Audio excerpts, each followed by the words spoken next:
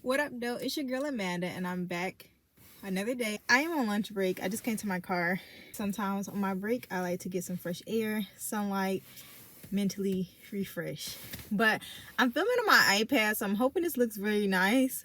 I figured it's probably better quality than my phone, and I'm able to sit up, talk to you guys, still have my phone. So I'm gonna take my coat off because it's a little warm in the car. It's actually still kind of, it got like a breeze outside, so it's kind of still cold. This is my outfit for the day. You can't really see my pants because I'm not standing up, but basically, let me take this off. I always bring a scrunchie with me just in case because you never know what type of hair day it's going to be, and these are super, you know, easy to put on. But I like the scrunchies like this that don't really have that little metal thing, and they're extra stretchy, so that's what I use to put my hair in pineapples and stuff. I'm pretty sure as I continue to vlog, continue on my journey, you guys will see me do some type of different hairstyles. I don't always keep my hair like out in afro form after a while because I don't like hair on my face area. So yeah, that's a little bit about me. Most of the time I bring my own lunch because it's just easier and it's more cost effective for me. So this is what we got today. I don't know why this is giving me meal prep vibes, even though I only do this really for lunch. I just pack it in the morning. That's how easy I try to make my meals. What I have here is I have some red grapes. I just have some little crackers here. These are the wheat ones. I typically don't get wheat crackers, but that's all they had, and I wasn't trying to spend too much for crackers, so that's what I got. And then right here I have some little chicken salad stuff that I bought from the store. My mom knows how to make a good chicken salad, and also my bonus dad does, but this one is from the store. Nice, quick, and easy. The screening happening today. I honestly don't know what the screening is to see, y'all. Oh, hold on. I know it's about the music industry. It might be based on a true story, so if we can get in, that'd be cool. My brother is like into music producing and all that stuff like that, so if you see those songs in my intro and outro, he did that, so make sure you check him out. His name is DMD. He's lit, he's fire, and he makes pretty good beats. And if you're looking for somebody to make beats for you, if you're looking for some beats to listen to, check him out. He's interested in those type of movies because he's like actually in college and majoring and stuff for like music production.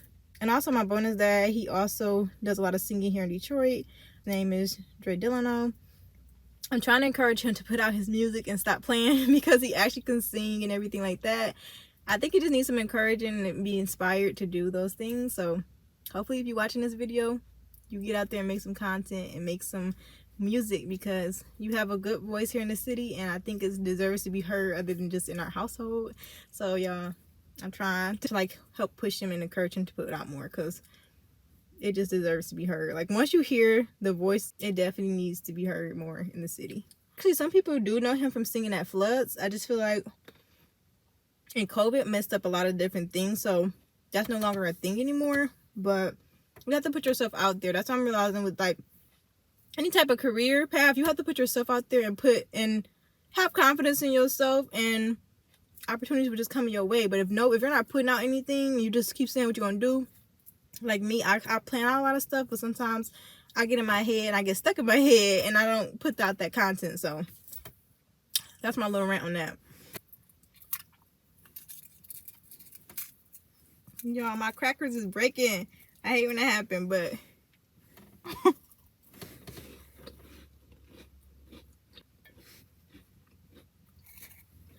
the screening that we're going to see today is called Spinning Gold. Pretty much about the music industry and certain people, or a record label, and certain people that made it up into the top and all that stuff. So I'm gonna give you like a review like I did last time with it, just to show you my review of the experience and what I thought about the movie.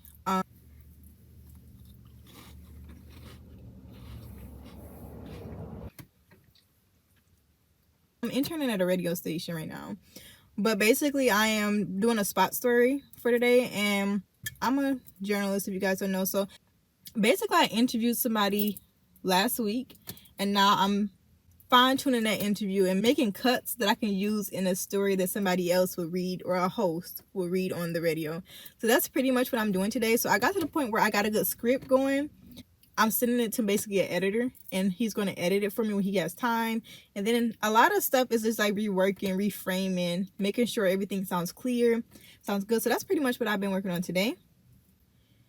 And I'm going to edit the clip down based on, so I already wrote up a script, and I'm going to send it to him before I leave. And then I am going to edit a clip of the audio, or basically the original interview that I did, and I'm going to make it fit within that script. It's like people can be confused on what does a journalist day look like every day besides being nosy and everybody's business.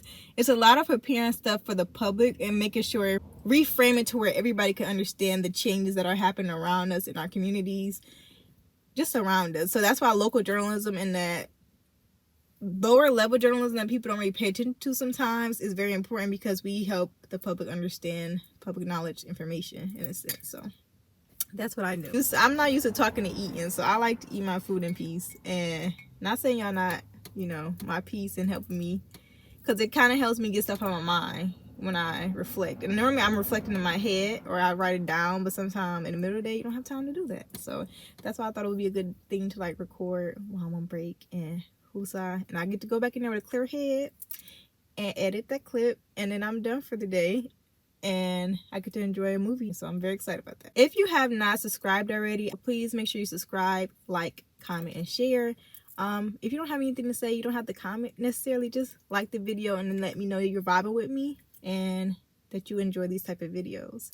So don't forget to at least subscribe or like the videos. Also today, we like 3 years that my dad has passed from COVID. So yeah, time be flying fast with stuff like that, y'all. I just dropped my cracker. Time be going fast with stuff like that, and I think it's okay to say that people grieve differently. Of course, I could stay at home and be sad in my bed all day and just thinking about and reflecting on like how much you miss a person, because I miss my dad like greatly. I'm not trying to tear up, but when you just talk about the person that you lost, it's going to happen. I would say to anybody out there that's grieving right now that it's okay to feel those feelings during whatever time, because I don't just sit there and feel feelings about my dad on a day that I know that he left this earth. You're always going to feel that void and feel like you miss that person, that you want to connect with that person and everything. But I think the mindset that you have when you actually like do miss a person like very much helps. Like for me, what helps me grieve is like getting into my work, like writing and stuff. So I realized that even in COVID, like when I first kind of lost my dad, I know there was a lot of questioning as to why was I going to work, or why did you continue to go to school. A lot of people encouraged me during that time to take a break and just not do the stuff that I was used to doing, which was writing.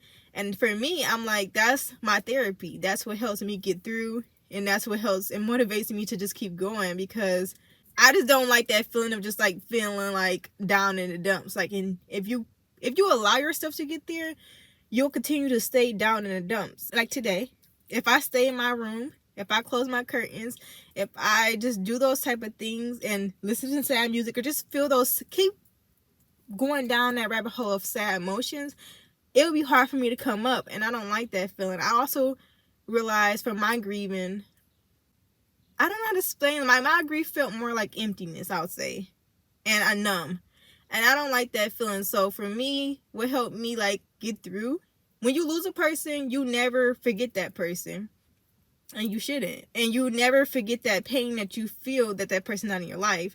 But I think it's about what you allow yourself to be surrounded with, like what you put your energy into, that really helps you navigate life without that person, because you'll never stop loving, you'll never stop wanting that person to be in your life. But depending on whatever you believe, if you believe that person is in a better place, if you believe they're following you, if you believe that they're still constantly in your life showing you signs and signals as to what's basically the right way to go, then at the end of the day, like, you gotta still live. Because for me, at least, I know my dad would be proud of me for where I am right now. I know that for me, he's there along the way. I feel like God is still blessing me, and basically you see signs. Like for me, I see signs that not only is God protecting me, but you also, for me, I gain guardian angels, or whatever you want to call them. But I don't know, I just feel like I just want to reflect on that, because everybody has their different formations or different levels of grief. And I realize each year is different. Each day is different. One day I might be extremely sad. One day I might be overly productive. One day you might not feel like doing anything. Some days you might cry. Some days you might laugh about the things that you did with that person. So for those that's going through like losing somebody through COVID, losing somebody in general, because even within that year of, I just didn't feel like picking up my camera and a vlog, but that 2020 was a hard year for me. And I persevered and made it through like losing my dad. I also lost a cousin. Also just different grieving periods of like, okay, I lost my dad to COVID, so now I have to finish school.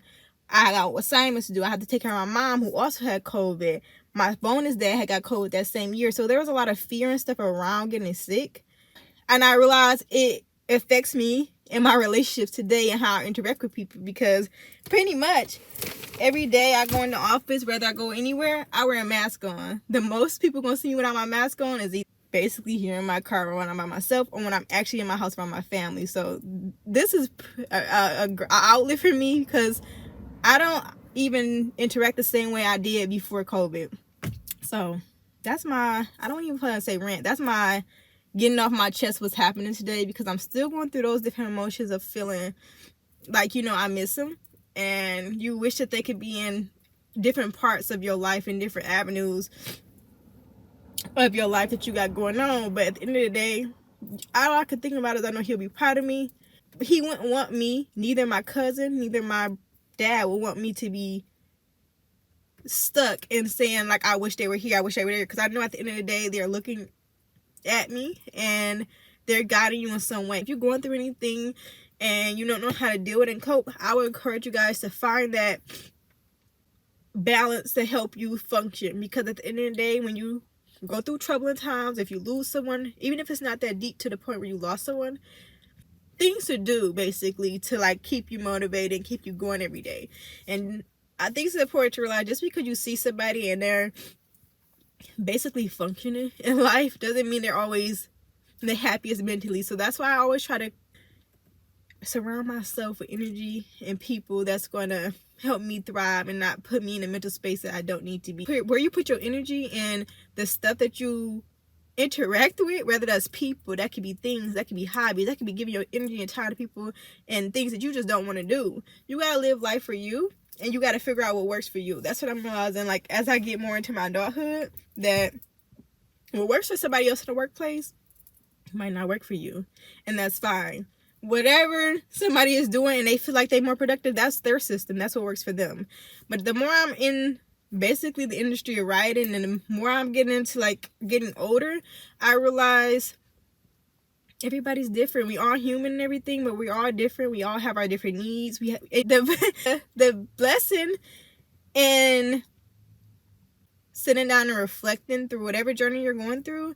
You honestly get to know you. And even like for me, losing certain relationships, whether it's friendships, whether it's relationships throughout the years, even from 2020 to now, 2023, I feel like I have learned who Amanda is more in my journey than I even had when you have people around you to support you. Not saying I don't have family members and friends and a support system that supports me, because I definitely do. And I thank and love everybody that, you know, if you're a part of that community. I don't have to like go one by one and all that stuff like that. You know if you are, and I thank you, appreciate you for being there and helping me throughout my journey. That's my rant. I feel like so much better. Like, I don't even like to cry around people in the workplace, because I feel like people often offer you sympathy, which is, I mean, that's the most thing they can offer you. And I notice people say sorry for your loss and all that stuff, and it's appreciated, because what else can the person say? I've definitely been in those situations where, what else you gonna say to a person when you realize that they lost a person that they love, and nobody can help you get that back. So I would say just stay prayerful, just stay positive, and find that balance, like I said earlier. But yeah, y'all, I feel so much better though, like getting that off my chest, because when you're in a workplace and you're going through stuff, sometimes people don't understand that you're there working, and that might be your therapy, or you might be there working for money. Whatever the case may be, you there. But sometimes mentally up here, be a lot going on. And I guess I'm just grateful that I've decided to get more serious about my content creation and my blogs and vlogs, my journey in general. Because I can have an outlet, but also in hopes like inspire somebody else. Because I know I'm not the only one feeling these feelings. I know I'm not the only one that feel the pain of losing somebody. I know I'm not the only one that, regardless of feeling that pain, you still want to succeed and be successful in life. So I hope that this could help somebody out in their journey. And nonetheless, it just feels good to get it off my chest and before I go back into the office for today.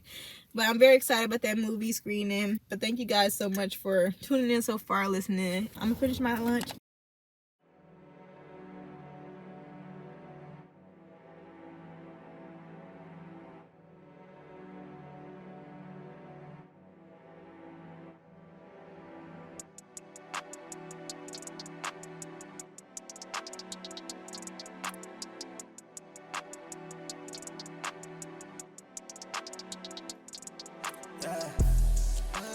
I'ma need some proof for it's no show. Trusted you before and I was no go. I've been working on that late shift. Feel like ages. To be honest, I've been trying to keep it straight. Team is counting on me, gotta make the play. Feel like the hero, but the story can be late. It takes time building, but I'm here with no delay. This the path I chose, and frankly I know I fall down on own, but I got no regrets.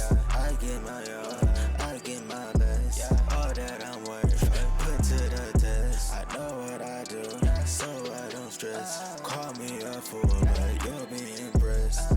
You don't wanna be the ones to turn around. When it's too late and I'm no longer in bound. I say to myself, but I stay in your discussion. You want my attention, well you better come with something. Get you on my mind, cause you causing all the static. You want my attention, started calling you an addict. I don't cater, you're here now, there's no later. I know what I'm doing, you don't gotta know. Why you even asking when you know you're not gonna show? This the path I chose, and frankly I know I fall down on, but I got no regrets. I get my all, I get my best. All that I'm worth, put to the test. I know what I do, so I don't stress. Call me a fool, but you'll be impressed. You don't wanna be the ones to turn around. When it's too late and I'm no longer in bound. Don't call when I'm on. Don't call when I'm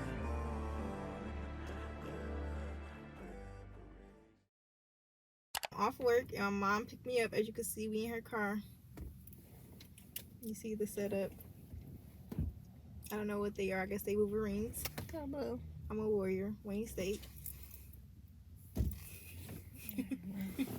No. You guys don't know, but it's a little rivalry. Me and my aunt and my brother and cousin go to Wayne State. So we are, and uncle. We graduated and go to and all that stuff Wayne State. So we rep Warriors.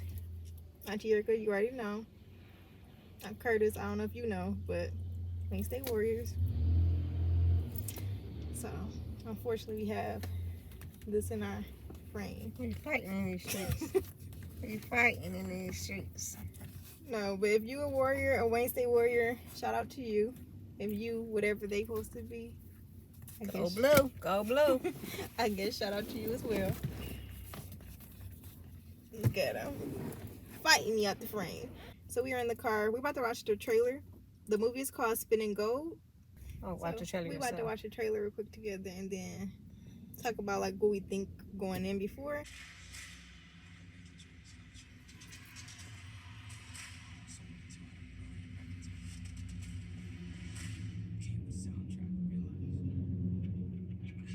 That's what happened when you park construction.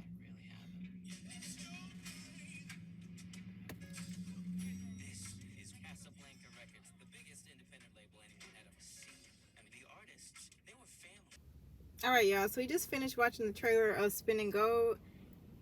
Oh, I think it looked interesting. It's about record labels It's an and independent record label that's, I guess, trying to make it big. Mhm. They mentioned some other known record labels, but we'll see. I could be wrong, but looking at the trailer, let me know if you saw this too. It seemed like it's like a rivalry also between two record independent and record labels. I did hear Motown Records in there at one point in certain artist name. So we'll see. I'm not. I don't know if I'm sold on it, but it was a long trailer, but it looked like it was a good movie, so we'll see. I might just look up and see how long it is. I don't know why I like looking up to see basically what we get into, so I can know how long I'll be sitting down mainly. This movie is 2 hours and 17 minutes. So I'm reading, of course, on Google. And it says this film is actually a biopic feature, not a documentary or a musical about the 1970 record producer Neil Bogart, co-founder of Casablanca Records. It's written and directed by producer filmmaker Timothy Scott Bogart, who just so happens to be Neil Bogart's son. So it's a biopic. I did hear about Casablanca Records in 1970, so yeah. We researched more this time than last time we went to that movie. So basically it's based on his father. Yeah, basically. The producer. It's rated R, and it comes out, I think, March 31st. Alright, y'all, so we made it to the movies, and we are outside the theater, and brother are taking a little photo shoot here in the background.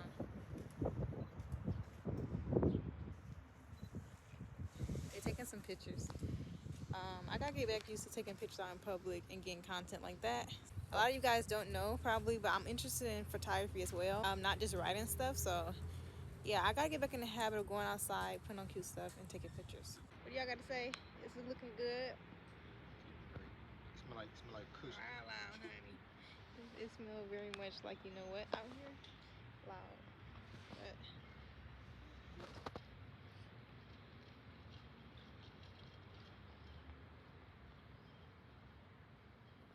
they looking at their pictures, enjoying that. I need to get me a couple pictures in, because he only did a few of me, and it was test try. You supposed to keep moving. Just keep moving. Alright, y'all, I'm about to get some a couple pictures of me. They looking good. Look at the sun hitting. This is DMD. He does all the music stuff for my intro and outro. Anything you gotta say to the vlog? About your music, anything you wanna? Subscribe to my channel. Yeah, subscribe to my journey. Don't be looking. Don't be lurking. Make sure you like, share, because it's a whole journey over here. Y'all, the movie was good. If you like anything dealing with the music industry, or if you like movies that tell a story about a person from another person's perspective, I would say this is the movie for you. It talks a lot about how the owner of the record label seeing the artist's dreams and helping them make their craft of becoming whatever artist they dream come true. The movie follows the life of Neil Bogart and the development of his independent record label, Calabash Records. The thing I like most about the movie is you feel like you're actually in the studio creating these songs with the artist. You also feel like you are hands-on hearing the story of Neil Bogart's life from actually like himself, even though he is deceased. The storyline went a lot into his personal life, and I don't want to give away the plot, but a certain point in his life was stressed so much, and I feel like it was already told to us in the beginning of the story, so I feel like it made the storyline drag a little bit.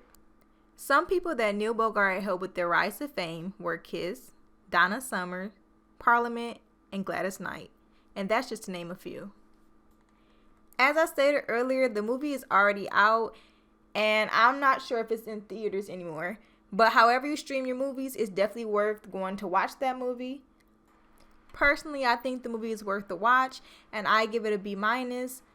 So however you can go find that movie, go ahead and stream and watch Spinning Gold.